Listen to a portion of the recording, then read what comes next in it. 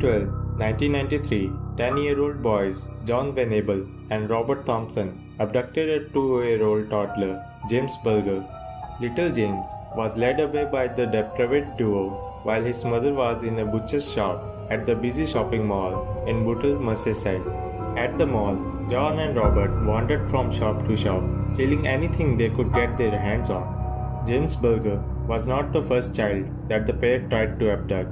Inside a T.J. Hughes department store, a woman noticed that 2 boys were trying to get her kids' attention. Moments later, a 3-year-old daughter and 2-year-old son were missing. The mother quickly found her daughter, but there was no sign of her son. Frantically, she asked her daughter where he was. Girl said he went outside with a boy. The woman began calling for her son and ran outside, where she found Venables and Thompson, begging the boy to follow them. When Venables saw the mother, they told the boy to go back to her, and they vanished. Mere luck had saved the boy and sealed James Bulger's terrible fate. They were caught by a surveillance camera leaving the mall at 3:42 p.m. The boys walked James for 2.5 miles and were spotted by 38 people, some of whom questioned the pair.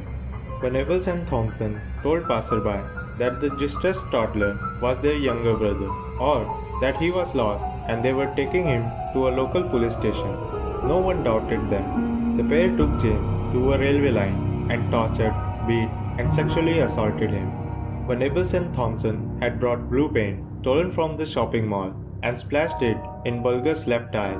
They then kicked him, pummeled him with bricks and stone, and stuffed batteries into his mouth. Finally, the boys hit Bulger over the head with a 22-pound iron bar, which resulted in 10 skull fractures. All in all, Bulger sustained 42 injuries to his face, head, and body. He was so badly battered, authorities later concluded that there was no way to tell which injury represented the fatal blow. Eventually, Venables and Thompson placed Bulger's dead body across the train tracks in hopes of making the whole thing look like an accident, and abandoned the scene before a train came along and severed the toddler in two. The brutal torture and murder of James Bulger occurred sometime between 5:45 and 6:30 p.m. 2 days later, 4 children discovered Bulger's body on the railway track, just 200 yards from the nearest police station.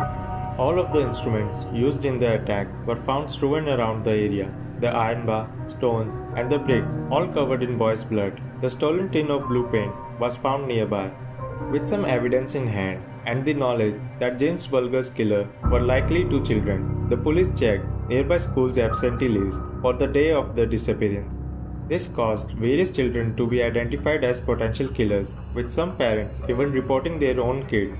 But it was ultimately an anonymous phone call to the police that implicated John Venables and Robert Thompson as the James Bulger killers.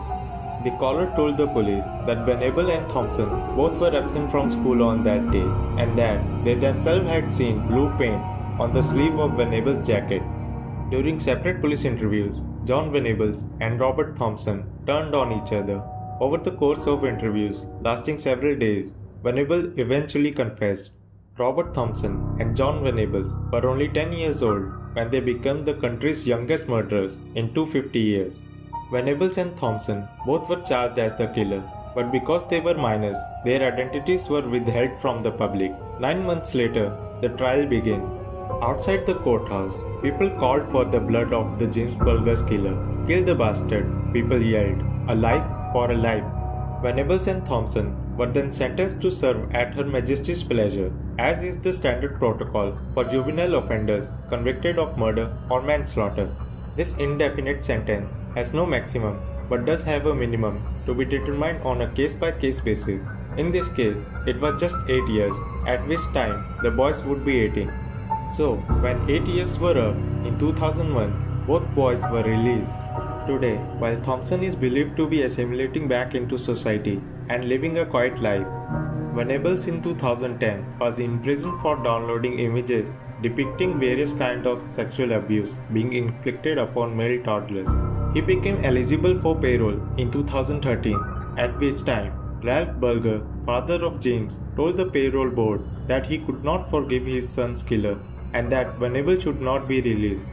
Venables was released, but in November 2017, Venables was again imprisoned and more child abuse images and a pedophile manual that provided instructions on having sex with kids were discovered on his computer. John Venables was sentenced to 3 years and 4 months in prison. What do you think of this case? Let me know.